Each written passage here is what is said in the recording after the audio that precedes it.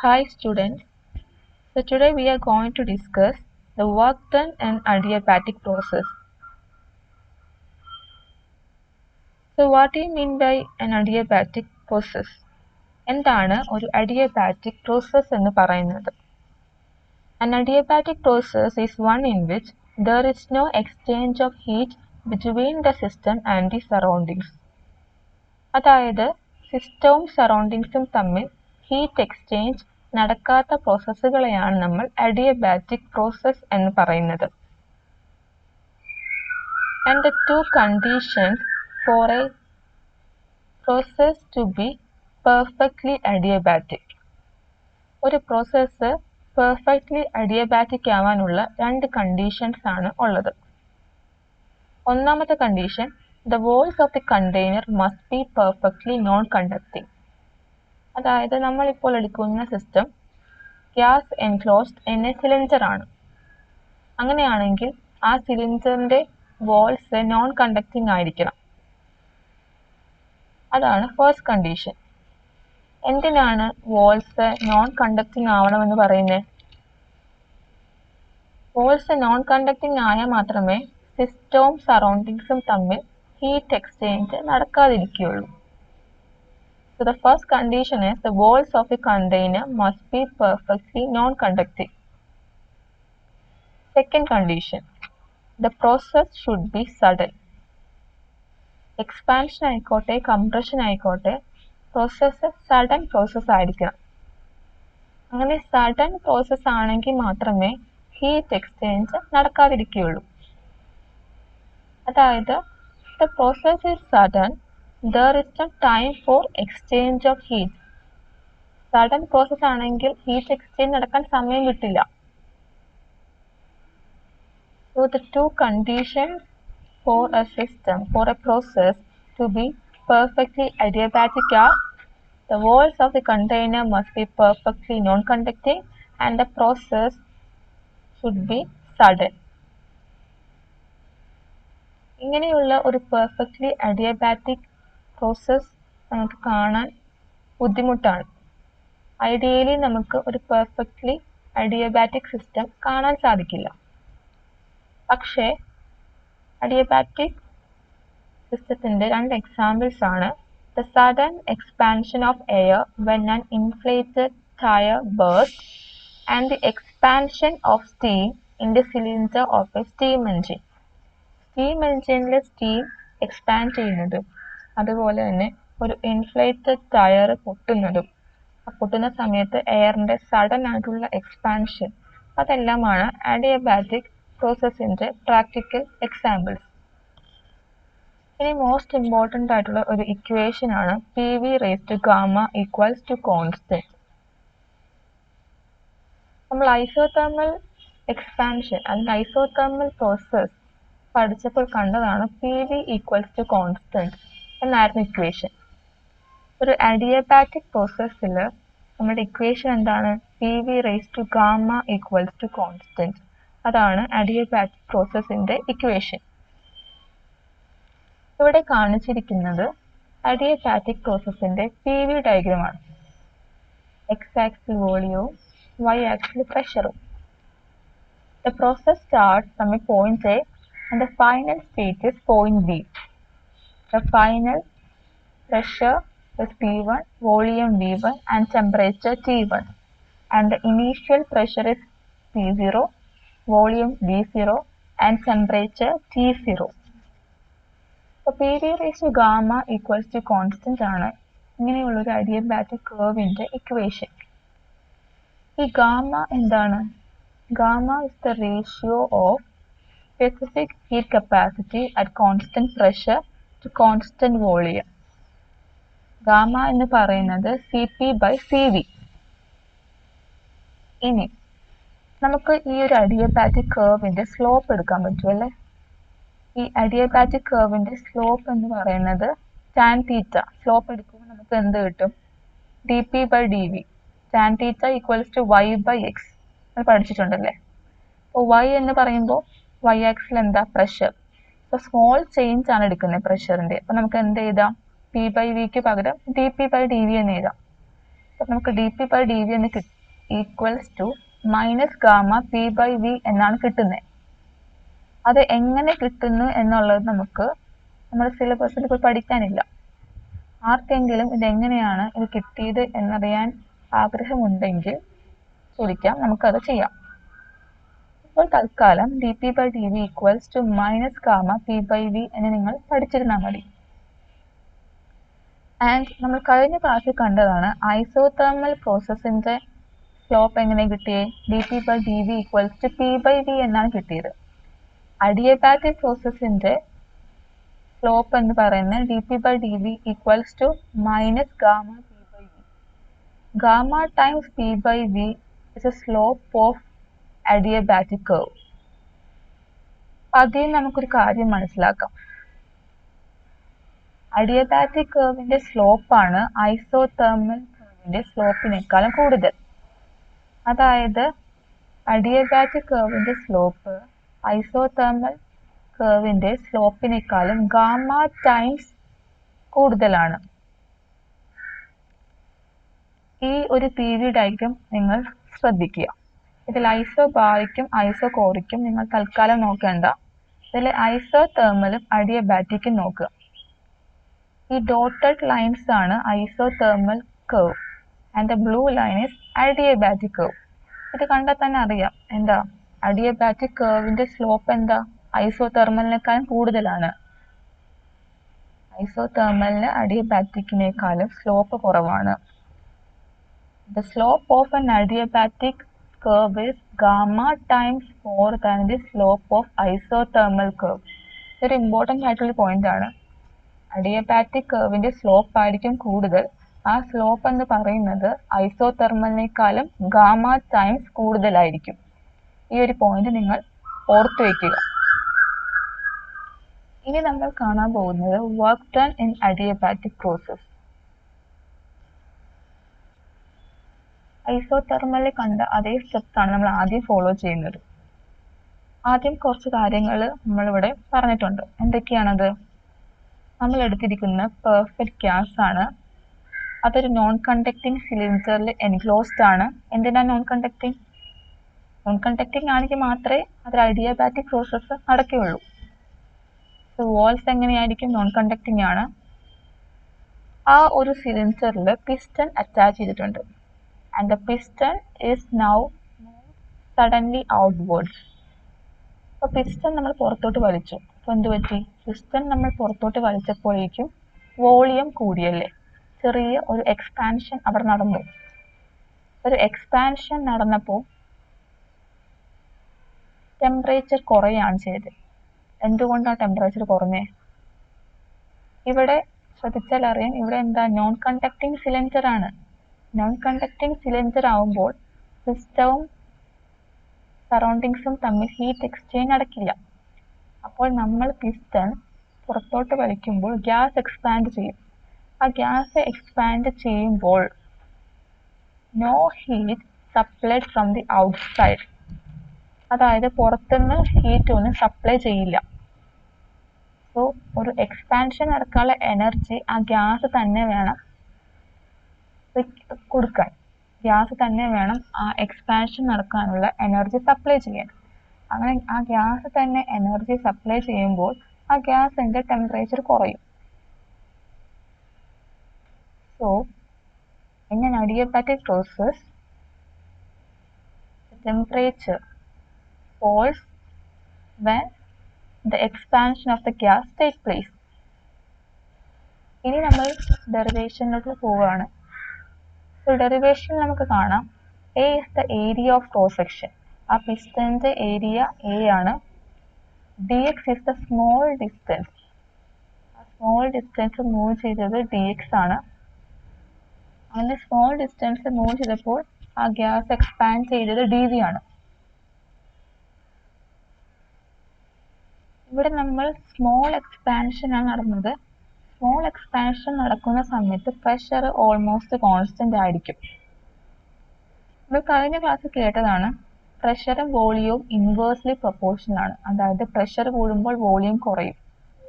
ഇവിടെ എന്താ സംഭവിക്കുന്നത്? എക്സ്പാൻഷൻ നടക്കുന്നത്, സ്മോൾ എക്സ്പാൻഷൻ. അപ്പോൾ എന്ത് പറ്റും? വോളിയം ഇൻക്രീസ് ചെയ്യും.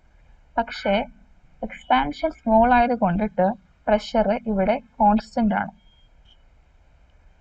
And force acting on the piston, ആ ഒരു പിസ്റ്റൺ പുറത്തോട്ട് വലിക്കാൻ നമ്മൾ ചെയ്ത ഫോഴ്സ്, ആ ഫോഴ്സ് എന്ന് പറയുന്നത് pressure into area. Pressure into area is the force. And work done by the carrot, ആ ഒരു സ്മോൾ ഡിസ്റ്റൻസ് ഡി എക്സ് നീക്കിയപ്പോൾ നമ്മൾ ചെയ്യേണ്ട വർക്ക് എന്ന് പറയുന്നത് D W. That's equals to force into displacement. ഫോഴ്സിന് പകരം നമുക്ക് എന്ത് സബ്സ്റ്റിറ്റ്യൂട്ട് ചെയ്യാം? Pressure into area. ഫോഴ്സിന് പകരം നമ്മൾ pressure into area into D X substitute ചെയ്തു. നേരത്തെ കണ്ട പോലെ area into D X, area into D X എന്ന് പറയുന്നത് D V, it is the volume. So pressure നമ്മൾ അതുപോലെ എഴുതി, ഏരിയ ഇൻറ്റു ഡി എക്സിന് പകരം നമ്മൾ ഡി വി സബ്സ്റ്റിറ്റ്യൂട്ട് ചെയ്തു. So the net work W can be calculated by integrating dW between the limits v1 and v2. So നമ്മൾ ഒരു small distance move ചെയ്തപ്പോൾ ഗ്യാസ് എക്സ്പാൻഡ് ചെയ്തതാണ് ഡി വി, അപ്പോൾ ചെയ്ത വർക്കാണ് ഡി ഡബ്ല്യു. ഇനി മൊത്തം gas v1 to v2 expand ചെയ്യാൻ ഉള്ള വർക്ക് തന്നെയാണ് W. So W equals to integral v1 to v2 P D V. ഇനിയാണ് നമ്മൾ ഐസോതെർമൽ പ്രോസസ്സിൽ നിന്നുള്ള വ്യത്യാസങ്ങൾ വരുന്നത്. ഇത്രേ വരെയുള്ള സ്റ്റെപ്സ് നമ്മൾ ഐസോതെർമൽ കണ്ട അതേ സ്റ്റെപ്സ് ആണ് ഇനി കാണുന്നത്. അഡിയബാറ്റിക് പ്രോസസ്സിന്റെ equation P V raise to gamma equals to constant ആണ്. അതിൽ നമുക്ക് പിയുടെ എക്സ്പ്രഷൻ എഴുതാം. എങ്ങനെ എഴുതാം? P equals to K by V raise to gamma. P V raise to gamma equals to constant, that's equal to K. നമ്മൾ K എന്ന് പറഞ്ഞ് കോൺസ്റ്റന്റിനെ ഡിനോട്ട് ചെയ്തു. അപ്പൊ അതിൽ നിന്ന് പി നമുക്ക് എഴുതാം, P equals to K by V raise to gamma. ഇനി ഈ പിയുടെ എക്സ്പ്രഷൻ നമുക്ക് ഇക്വേഷൻ 1 സബ്സ്റ്റിറ്റ്യൂട്ട് ചെയ്യാം. So W equals to integral v1 to v2, പിക്ക് പകരം K by V raise to gamma D V. ഈ കെ കോൺസ്റ്റന്റ് ആയതുകൊണ്ട് നമുക്ക് ഇന്റഗ്രേഷന് പുറത്തിടാം. So K into integral v1 to v2 1 by v raised to gamma. 1 by v raised to gamma എന്ന് പറയുന്നത് v raised to minus gamma. ഡിനോമിനേറ്ററിലുള്ള v raised to gamma നമ്മൾ ന്യൂമറേറ്ററിൽ ഇടുമ്പോൾ v raised to gamma എന്ന് പറയുന്നത് v raised to minus gamma ആകും. So k into integral v1 to v2 v raised to minus gamma dv എന്ന് കിട്ടി. ഇനി നമുക്ക് ഇന്റഗ്രേറ്റ് ചെയ്യാം. So v raised to minus gamma integrate ചെയ്യുമ്പോൾ എങ്ങനെ വരും? Integral X raise to N എന്താ? എക്സ് റേസ് ടു എൻ എന്ന് പറയുന്നത് X raise to N plus 1 by N plus 1. So V raise to minus gamma എന്ന് പറയുന്നത് V raise to minus gamma plus 1 by minus gamma plus 1. So അതാണ് ഇവിടെ ചെയ്തിരിക്കുന്നത്, V raise to minus gamma plus 1. അതിന് തന്നെയാണ് 1 minus gamma എന്ന് പറയുന്നത്. Minus gamma plus 1 by minus gamma plus 1. Minus gamma plus 1 ഇത് തന്നെയാണ് 1 മൈനസ് ഗാമ എന്ന് നമ്മൾ ഡിനോമിനേറ്ററിൽ എഴുതിയിരിക്കുന്നത്. സോ നമ്മൾ ഇന്റഗ്രേറ്റ് ചെയ്തു. ഇനി നമുക്ക് എന്ത് ചെയ്യാം? ലിമിറ്റ്സ് കൊടുക്കാം. സോ അപ്പർ ലിമിറ്റ് എന്ന് പറയുന്നത് v2. So K by 1 minus gamma നമുക്ക് ഇന്റഗ്രേഷന് പുറത്തിടാം. 1 മൈനസ് ഗാമ എന്ന് പറയുന്നത് കോൺസ്റ്റന്റ് ആണ്. സോ നമുക്കത് കെയുടെ കൂടെ പുറത്തിടാം. So W equals to K by 1 minus gamma, upper limit v2. So v2 raised to 1 minus gamma minus lower limit v1 raised to 1 minus gamma. ആ ഒരു സ്റ്റെപ്പാണ് ഇവിടെ കണ്ടിരിക്കുന്നത്. w equals to K by 1 minus gamma v2 raised to 1 minus gamma minus v1 raised to 1 minus gamma. അപ്പോൾ അത്രയും വരെ നമ്മൾ ചെയ്തു. I hope that you all understand up to here. ഇനി അടുത്ത സ്റ്റെപ്പ് എന്ന് പറയുന്നത് അഡിയബാറ്റിക് പ്രോസസ്സിന്റെ ഇക്വേഷൻ എന്താ?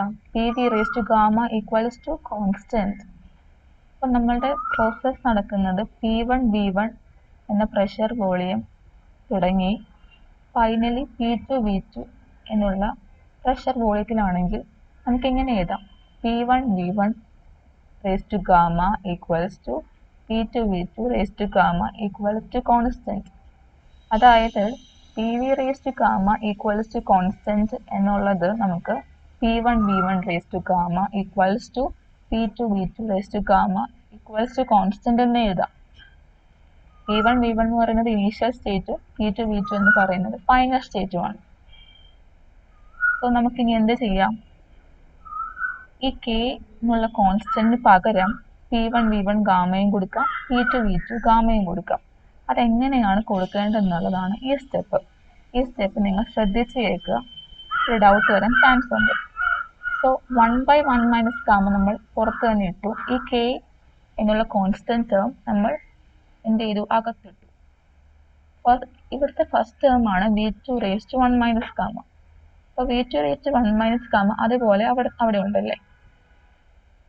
ഇവിടെ V2 ആയതുകൊണ്ട് നമ്മൾ കോൺസ്റ്റന്റിന് പകരം ഈ ടേം കൊടുത്തു, P2 V2 raised to gamma minus ഈ K നമ്മൾ എന്ത് ചെയ്തു? അകത്തിട്ടു.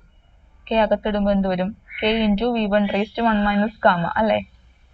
ഇവിടെ V1 ആയതുകൊണ്ട് ഈ Kക്ക് പകരം നമ്മൾ എന്ത് കൊടുത്തു? P1 V1 raised to gamma. ഇവിടെ നമ്മൾ P1 V1 raised to gamma, V1 raised to 1 minus gamma അതുപോലെ തന്നെ. ഞാൻ ഒന്നും കൂടി പറയാം. ഈ K എന്നുള്ള കോൺസ്റ്റന്റ് ടേം നമ്മൾ ഈ ബ്രാക്കറ്റിന്റെ അകത്തിട്ടു. ഫസ്റ്റ് ടേം എന്ത് വരും? K into V2 raised to 1 minus gamma. Second term എന്ത് വരും? K into V1 raised to 1 minus gamma. ഈ K എന്ന് പറയുന്നത് P1 V1 raised to gamma equals to P2 V2 raised to gamma. Kക്ക് പകരം നമുക്ക് ഈ രണ്ട് ടേംസ് കൊടുക്കാം. സോ ആദ്യം ഫസ്റ്റ് ടേമിലെ Kക്ക് പകരം നമ്മൾ first term already V2 raised to 1 minus ഗാമയാണ്. അതുകൊണ്ട് ഇവിടെ നമ്മൾ Kക്ക് പകരം V2 ടേംസിലുള്ള K, അതായത് P2 V2 raised to gamma കൊടുത്തു. ഇനി സെക്കൻഡ് ടേമിൽ നമ്മൾ K ബ്രാക്കറ്റിന്റെ അകത്ത് കൊടുക്കണം അല്ലേ. അപ്പോൾ സെക്കൻഡ് ടേമിൽ V1 raised to 1 മൈനസ് ഗാമയാണ് ഉള്ളത്. അതുകൊണ്ട് Kക്ക് പകരം എന്ത് കൊടുത്തു? V1 എന്ന ടേം കൊടുത്തു, P1 V1 raised to gamma കൊടുത്തു. Second term P1 V1 raised to gamma, V1 raised to 1 minus gamma എന്ന് കൊടുത്തു. ഇനിയുള്ള സ്റ്റെപ്പ് ഈസിയാണ്. 1/1 മൈനസ് ഗാമ ഇൻറ്റു P2 അതേപോലെ എഴുതി. ഇവിടെ എന്തൊക്കെ ടേംസാണ് ഉള്ളത്? V2 raised to gamma, V2 raised to 1 minus gamma. അപ്പോൾ നമ്മൾ എന്ത് പറ്റി? x raised to m into x raised to n equals to x raised to m plus n. So V2 same ആണ്. അപ്പോൾ നമുക്ക് എന്ത് ചെയ്യാം? പവേഴ്സ് തമ്മിൽ ആഡ് ചെയ്യാം. അപ്പോൾ എന്ത് പറ്റി? Gamma plus 1 plus minus gamma. ഗാമയും ക്യാൻസൽ ആയി പോയി, അവസാനം 1 ഉള്ളൂ. അപ്പോൾ ഇവിടെ എന്ത് കിട്ടി? P2 V2 എന്ന് കിട്ടി. അതുപോലെ ഇവിടെ P1 നമ്മൾ അതുപോലെ എഴുതി. ഇനിയുള്ള ടേംസ് V1 raised to ഗാമയും V1 raised to 1 മൈനസ് ഗാമയും. അതിൽ x raised to m into x raised to n equals to x raised to m plus n. അപ്പോൾ V1 raised to ഗാമ into V1 raised to 1 minus gamma എന്ന് പറയുന്നത് V1 raised to gamma plus 1 minus gamma.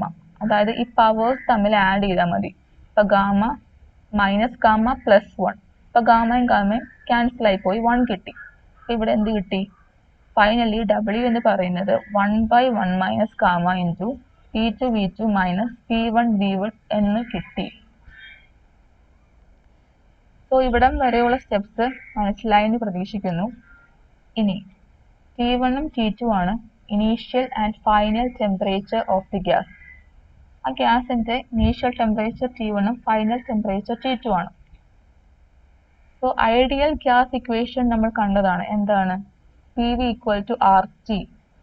PV equals to RT എന്നുള്ളതാണ് ideal gas equation. So initial pressure P1, initial volume V1 and final pressure P2 and volume V2. നമുക്ക് എങ്ങനെ എഴുതാം? P1 V1 equals to RT1 and P2 V2 equals to RT2 എന്ന് എഴുതാം. ഇനി നമ്മൾ എന്ത് ചെയ്യും? Substituting this equation in 2. അതായത് P1 V1 പകരം RT1 കൊടുക്കാം, P2 V2 പകരം RT2 കൊടുക്കാം. അപ്പോൾ ഈ സെക്കൻഡ് ഇക്വേഷൻ നോക്കാം. ഈ സെക്കൻഡ് ഇക്വേഷൻ നമ്മൾ W equals to 1/1 minus gamma പുറത്തിട്ടു. P2 V2 പകരം എന്ത് കൊടുത്തു? RT2 കൊടുത്തു. P1 V1 പകരം ഇക്വേഷൻ വഴി P1 V1 equals to RT1 അത് കൊടുത്തു. ഇനി R എന്താണ്? കഴിഞ്ഞ ക്ലാസ്സിൽ പറഞ്ഞതാണ് R equals the universal gas constant. So R constant ആയതുകൊണ്ട് നമുക്ക് ഈ ബ്രാക്കറ്റിന്റെ പുറത്തിടാം അല്ലേ. സോ ഈ R ബ്രാക്കറ്റിന് പുറത്തിടുമ്പോൾ 1/1 മൈനസ് ഗാമയ്ക്ക് പകരം R/1 മൈനസ് ഗാമ എന്ന് കിട്ടും. ബ്രാക്കറ്റിന്റെ ഉള്ളിൽ T2 മൈനസ് T1. സോ ഇതാണ് final expression for the work done in an adiabatic process. ഈ ഫൈനൽ എക്സ്പ്രഷൻ നിങ്ങൾ കാണാതെ പഠിക്കണം. Work done equals to R/1 minus gamma T2 minus T1. ഇത് ബൈഹാർട്ട് ചെയ്യണം എന്ന് പറയുന്നത് ഈ ഇക്വേഷൻ നമുക്ക് പ്രോബ്ലംസിൽ ആവശ്യമുണ്ടാവും. So work done in an adiabatic process equals to R/1 minus gamma into T2 minus T1, where T2 is the final temperature and T1 is the initial temperature. Gamma is the ratio of specific gas constant and R is the universal gas constant. So that's all about today's class. ഇന്നിപ്പോൾ പഠിച്ചത് ഇന്ന് തന്നെ പഠിക്കുക. Notes physics ബുക്കിൽ എഴുതുക. Okay, I hope that you will understand about today's class and thank you for listening.